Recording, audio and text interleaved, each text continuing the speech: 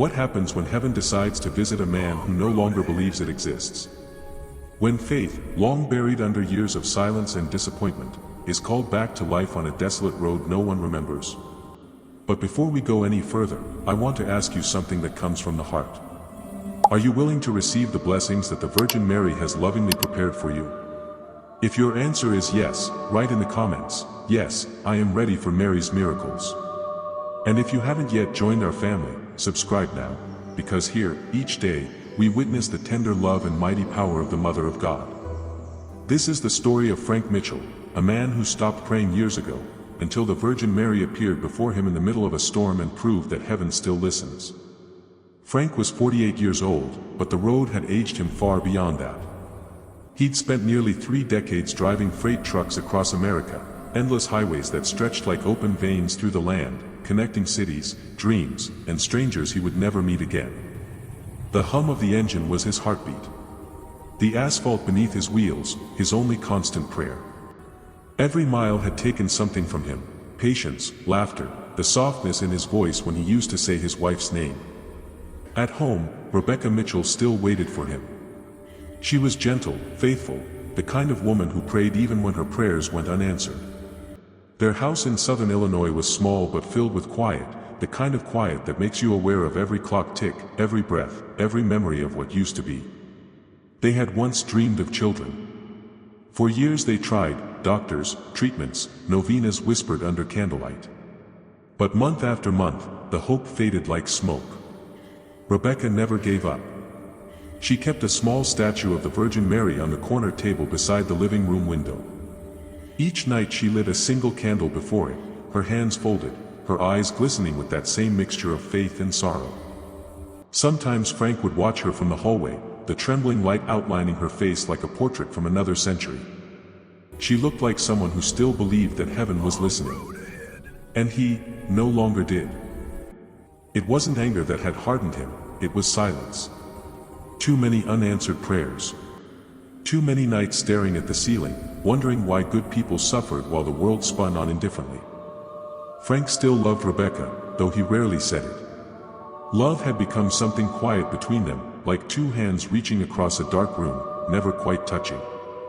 Then one night, after another long shift and another empty dinner table, something inside him cracked. Rebecca had lit the candle again.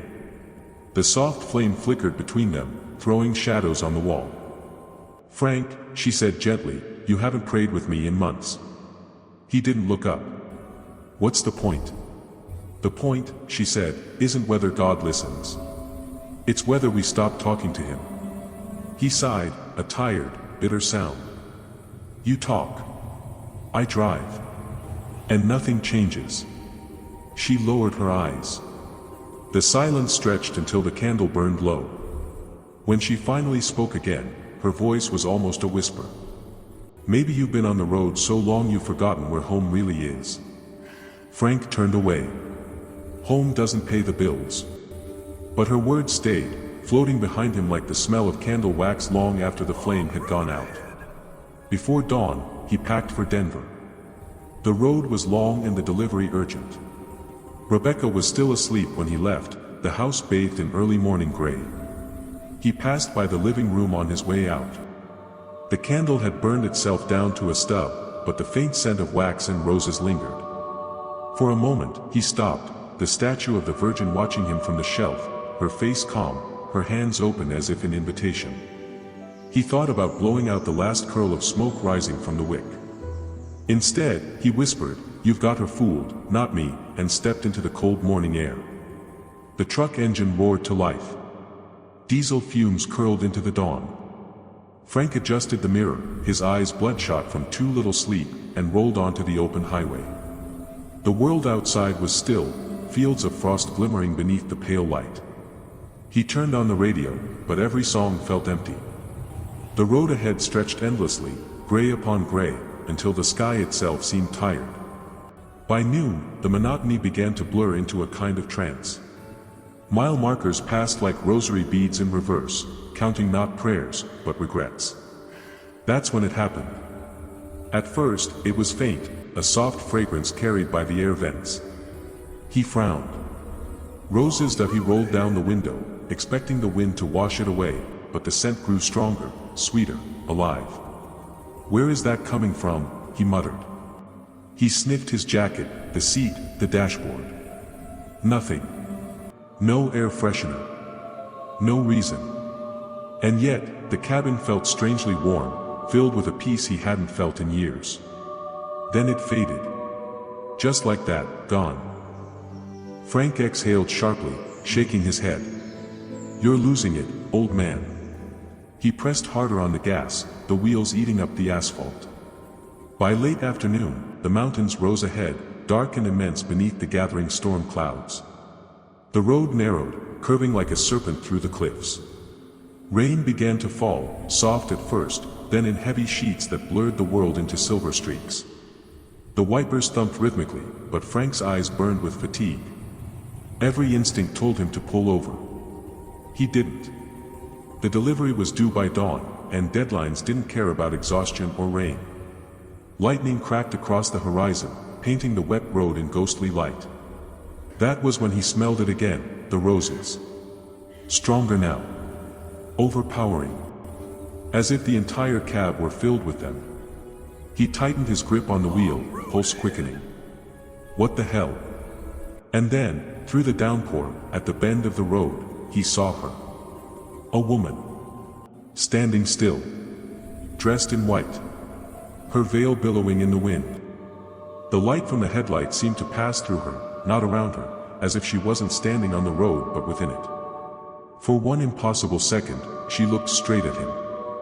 Her eyes, calm, sorrowful, filled with light. Her hand raised gently, not to stop him, but to warn. Frank's heart lurched. He slammed the brakes, tires screeching across wet asphalt. The truck fishtailed violently, skidding sideways until it came to a halt inches from the guardrail. Thunder exploded overhead. He sat frozen, gripping the wheel, breath ragged, staring through the rain. But the road was empty. No woman. No figure. Just the echo of what he'd seen, and the unmistakable fragrance of roses still lingering in the air. For a long time, he couldn't move. Couldn't think. His hands trembled as he whispered to no one. "Rebecca?" Only the storm replied.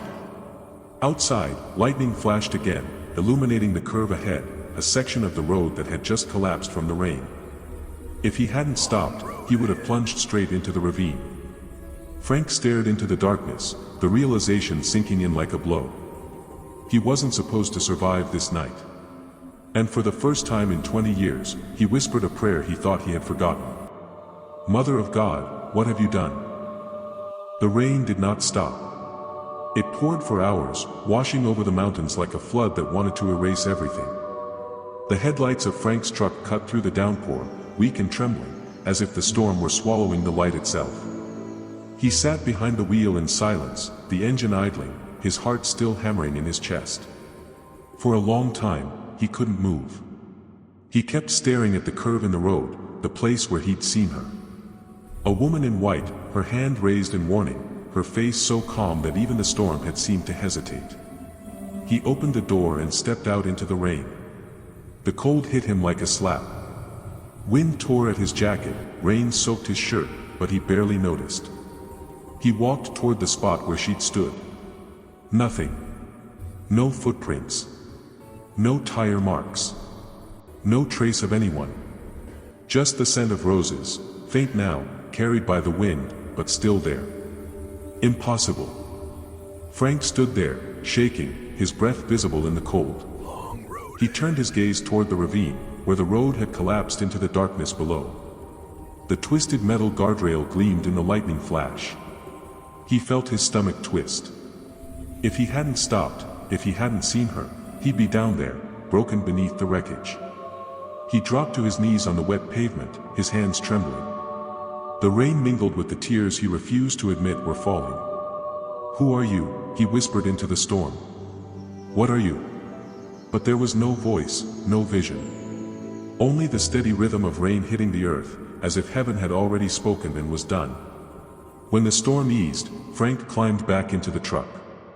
The air inside was still heavy with that scent, roses and something else, something warm and clean, like sunlight after confession. He gripped the wheel tightly and sat in the silence. The radio crackled back to life, but every station was static. He turned it off. He didn't need sound. He needed air. He opened the window slightly, letting the mountain wind rush in. The clouds were breaking apart now, the stars returning one by one, shy and pale. And for a fleeting second, he thought he saw her reflection in the windshield again, the woman in white, standing by the guardrail, looking up at him. But when he turned, there was nothing. Only the faint shimmer of rain sliding down the metal. He shut his eyes and leaned his forehead against the steering wheel. "You're losing it, Mitchell," he muttered. "You're tired, that's all. Just tired." Yet deep inside, something stirred, a feeling he hadn't known in decades. It wasn't fear. It wasn't confusion. It was awe. Hours later, Frank arrived at a small roadside diner, its neon sign flickering weakly in the storm's aftermath. He parked his truck and walked inside, dripping wet. The place was nearly empty, just a waitress cleaning the counter and an old man nursing a cup of coffee by the window. He sat down at the counter. The waitress, a kind-faced woman with tired eyes, handed him a menu. "Rough night, huh?" He nodded. "You could say that. Storm like that spooked half the drivers. Highway patrol said a section of the mountain road collapsed." "Yeah," Frank said quietly, staring into his cup as the coffee steamed. "I know." She smiled faintly. "You're lucky you made it through." He looked up. For a moment, he thought she smelled like roses. But when he blinked, it was gone. "Yeah," he whispered. "Lucky." He left the diner before sunrise. The rain had stopped completely now, and the sky was pale gold over the ridges. Mist clung to the valleys, soft and ghost-like. Everything felt washed clean, reborn. As he drove, the memory of the apparition replayed in his mind like a film on an endless loop, her face, her hand, the light. He tried to rationalize it. Hallucination. Exhaustion. A trick of the headlights. But no explanation felt big enough for what he'd seen, or what he'd felt. And that scent. He couldn't shake it. It wasn't just a smell. It was a presence. He'd heard about things like this once, long ago, in stories his mother used to tell when he was a boy sitting at the kitchen table. Stories of saints and shepherd children, of visions and miracles marked by the smell of roses. Back then, he'd rolled his eyes, pretending not to listen. But now, alone on the road, her voice came back to him. "When she comes, Frank, you'll know. Because heaven doesn't knock, it enters with the scent of roses." His grip on the steering wheel tightened. He didn't want to believe. But denial, he realized, is only fear disguised as logic. By the time he reached Denver, dawn had turned the sky into a watercolor of pink and silver. He parked the truck behind the warehouse, signed the delivery papers, and sat in silence for a long time before starting the engine again. He should have felt relief. Instead, he felt hollow. The road stretched ahead of him like veins, leading back to the same small house where Rebecca was probably lighting another candle. He could almost hear her voice, soft, patient, unchanged. Frank exhaled slowly. "If you were real," he murmured to the empty air, "if you were really her." He stopped himself. The words felt too fragile to finish. And yet, as the truck rolled forward, he caught one last whisper of roses drifting through the cab, faint, but undeniable. He didn't see the highway patrol car until it pulled alongside him near the state border. The officer motioned for him to roll down his window. "Morning, sir," the officer said. "You come through the pass last night?" "Yeah." The man nodded grimly. "Then you're one lucky son of a gun." The landslide hit about 10 minutes after the last vehicle passed through. "We pulled 3 wrecks from the ravine this morning." Frank's hands froze on the wheel. 3. The officer nodded. "You must have missed it by inches." Frank looked at him for a long moment, unable to speak. Then he whispered, "Yeah, inches." The officer tipped his hat and walked back to his cruiser. Frank sat there, heart pounding again. The woman's image, the calm, radiant face in the rain, flashed behind his eyes. He knew, in that moment, that if he denied it now, it would haunt him forever. He didn't know why heaven had chosen him. He only knew it had. The road stretched out before him again, long, silver, endless. He pressed a hand to his chest, where he could almost still feel the warmth of her presence. And for the first time in years, he whispered, not out of habit, but out of longing. "Hail Mary, full of grace." The words felt strange on his tongue, fragile, trembling, but they carried weight, as though someone were listening again. The road back home felt longer than it ever had. The world seemed quieter now, almost reverent, as if even the wind knew something sacred had passed through it. Frank drove with the window half open, letting the cool air rush in, trying to convince himself it had all been a trick of exhaustion. But the scent of roses wouldn't leave him. Every so often, it drifted through the cab, faint, elusive, then gone. He'd breathe it in without meaning to, each time a shiver running through him. It wasn't just a smell, it was memory made manifest. And it clung to him, following like grace itself. As the miles rolled by, Frank's mind began to wander. He thought about Rebecca, the way she prayed at night, the light of the candle flickering across her face. He used to mock her for it in silence. But now, he found himself longing for that candle's glow, for its stillness, its steadiness, for its hope. He remembered the last thing she'd said before he left, "Maybe you've forgotten where home is." He had. Home wasn't four walls and a kitchen table. It was something that lived inside a heart still capable of belief. And somewhere between Denver and Illinois, Frank realized his heart, though scarred and tired, was starting to beat differently.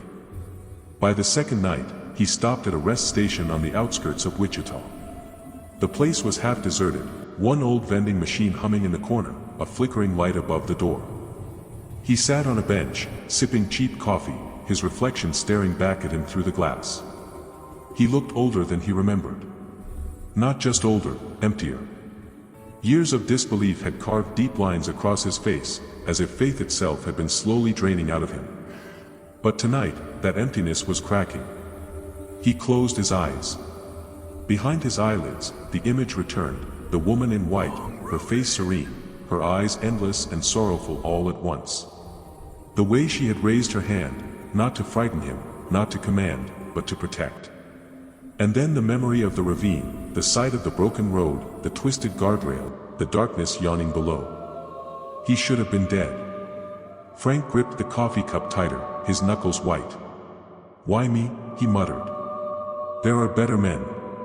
Men who still believe. Men who pray." He laughed softly, the sound brittle. Maybe heaven made a mistake.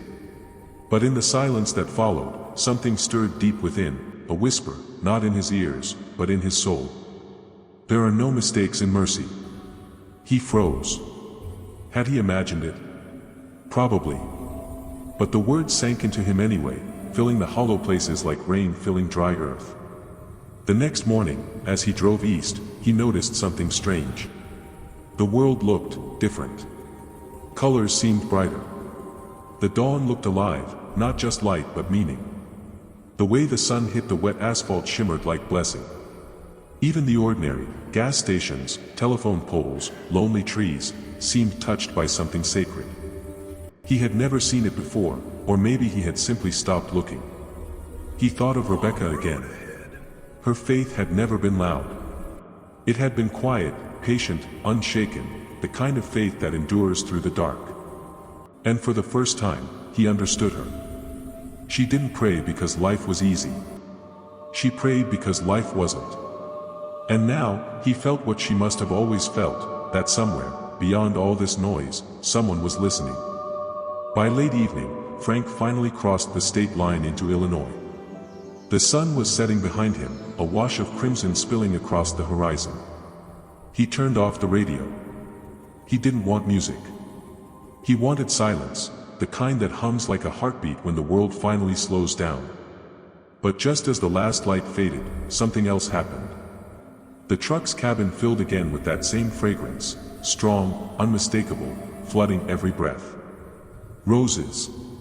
He gripped the wheel, eyes darting across the road, heart pounding. But there was no one there. And yet, the air shimmered faintly, as though dust had turned to light.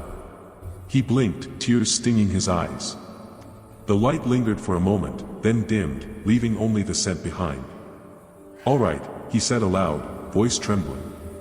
"I believe you're real. I just don't understand why." The road stretched on ahead, endless and silver in the moonlight. And somewhere, faintly, maybe in his mind, maybe not, he heard it, a soft voice, as gentle as the night wind, speaking not in words but in peace itself. Because even unbelievers are loved. When Frank finally pulled into his driveway, it was almost midnight. The porch light was on, as always. Rebecca was waiting by the window, a shadow framed in the glow. He sat there for a long time, engine off, staring at the little house, at the candlelight flickering faintly inside. The same candle she lit every night. He took a deep breath, opened the door, and stepped into the cool night air. The scent of roses followed him out of the truck, wrapping around him like a promise. As he walked toward the door, his steps slowed. He felt small, not unworthy, but humbled. The way a man feels when he realizes he has seen what others only dare to pray for. He reached for the doorknob, then stopped. For a second, he looked up, at the night sky above, infinite and silent, and whispered, "Thank you." The wind moved softly through the trees, almost like an answer.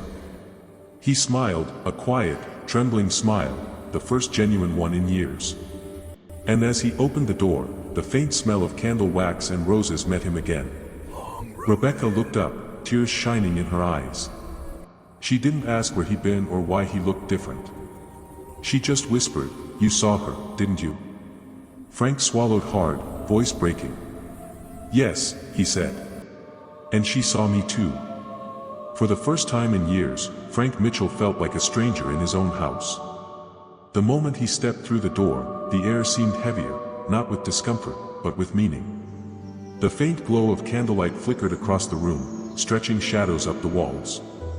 The old statue of the Virgin Mary still stood on the table, surrounded by little offerings, flowers half wilted, a rosary coiled neatly like a sleeping serpent, a photo of him and Rebecca from better days. Rebecca stood near the window, her nightgown brushing softly against the floor, her face pale but calm. When she saw him, she didn't speak right away. She simply watched him, as if weighing whether the man who had left was the same man now standing before her. Frank's throat tightened. He set his truck keys on the counter and whispered, "I almost didn't come back." Rebecca's eyes softened, though she didn't seem surprised. "I know." He looked down, ashamed. "I don't know what happened. I don't even know how to explain it." She stepped forward slowly. "You don't have to explain it. Just tell me what you saw."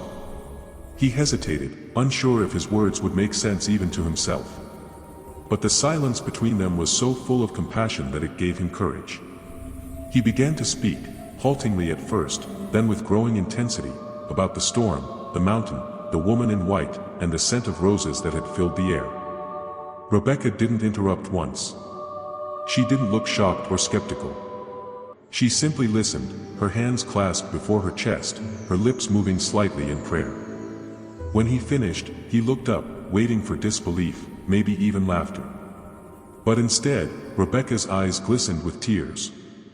"I prayed for you," she said softly. "Every night. I asked the Blessed Mother to find you on the road, to bring you home. I didn't know she'd take me so literally." Frank's breath caught. The candle beside them flickered, throwing gentle light across Rebecca's face. He reached for her hand, the calloused roughness of his fingers meeting the delicate warmth of hers. For years, that touch had felt like routine. Tonight, it felt like resurrection. They sat together at the kitchen table, their hands intertwined, saying nothing for a long time. The clock ticked softly in the background, and the world outside seemed to fade away. Then, almost shyly, Rebecca asked, "When you saw her, what did she look like?" Frank hesitated. "It's hard to describe. Like light, but alive. Like the kind of peace you can feel in your bones. And her eyes, he trailed off, shaking his head. You could see eternity in them. Rebecca smiled faintly, her tears spilling freely now. That's how they always describe her. Gentle and sorrowful, as if she carries both heaven and every broken heart inside her. He looked at her then, really looked at her, and saw something he hadn't seen in years, faith, pure and unafraid.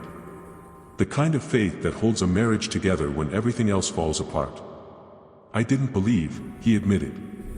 Not in God, not in anything. But when I saw her, it was like she believed for me. Rebecca reached across the table, laying her hand over his. That's what grace does, Frank. It finds us even when we've stopped looking.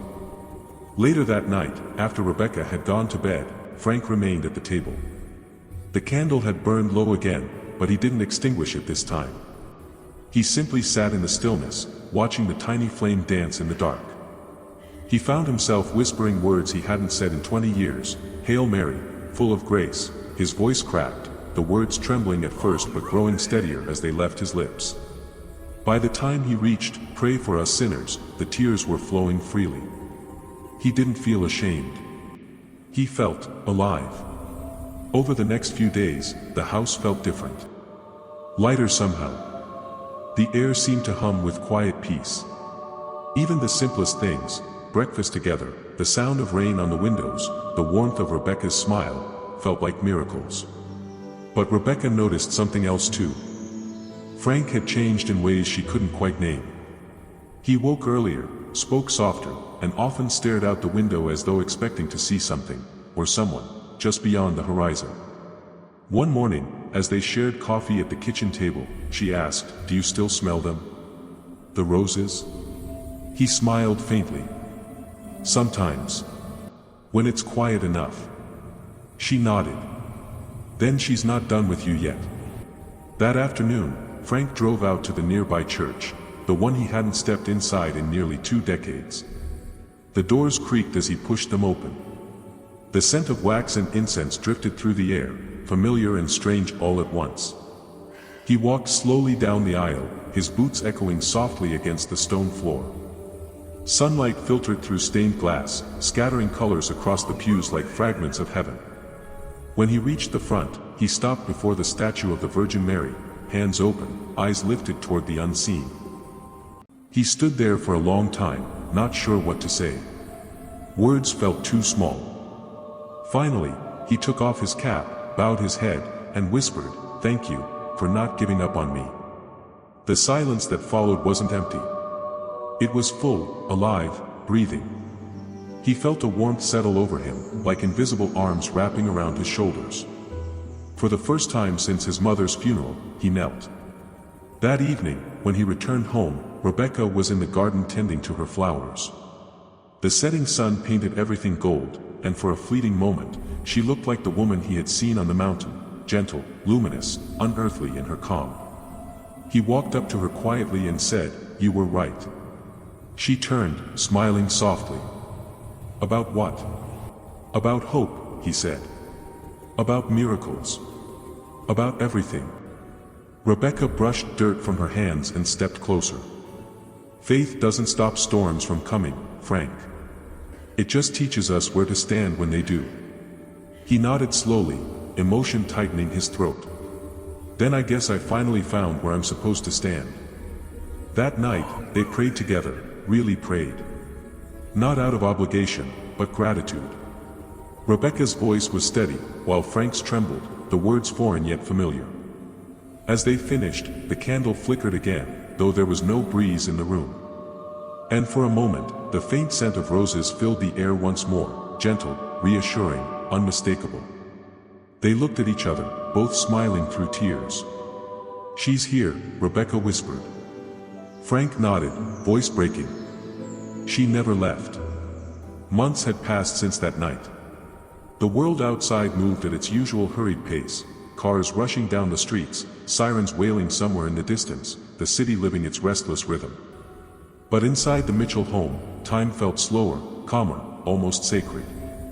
Frank had changed, not dramatically, not with the suddenness of a man struck by lightning, but quietly, like dawn seeping over the horizon.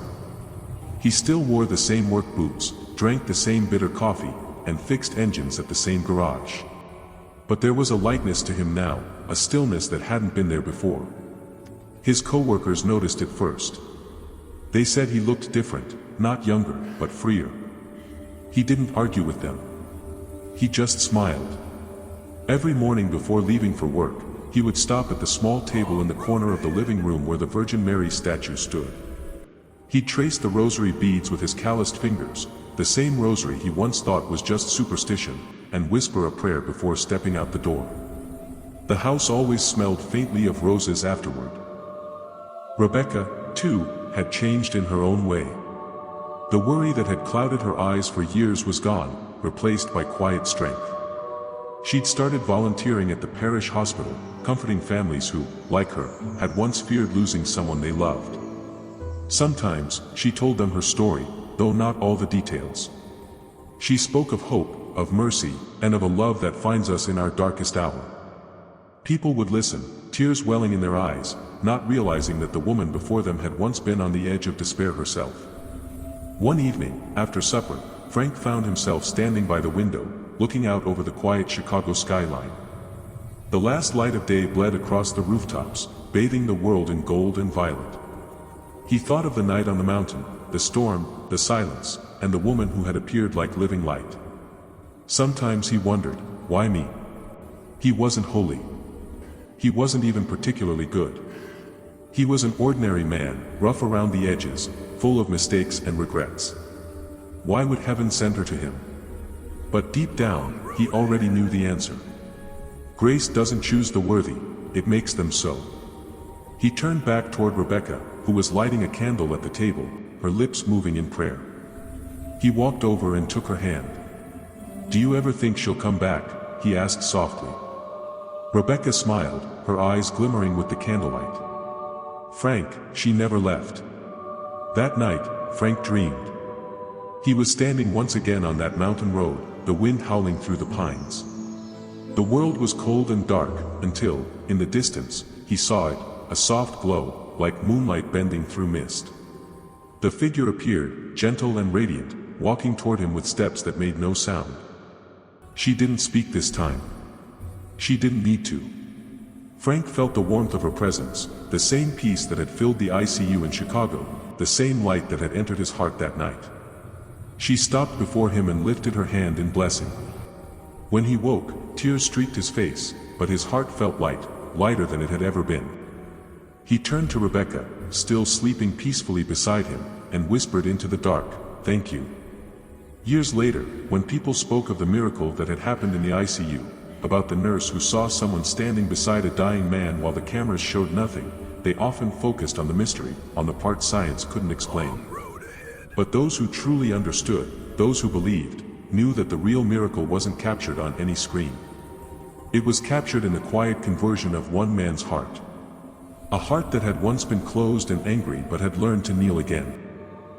In the small parish near their home, there's still a candle that burns before the statue of the Virgin Mary. It has been kept lit ever since that winter, first by Rebecca, then by Frank. When visitors ask about it, the priest only smiles and says, "It's for someone who once walked far away, but was brought home."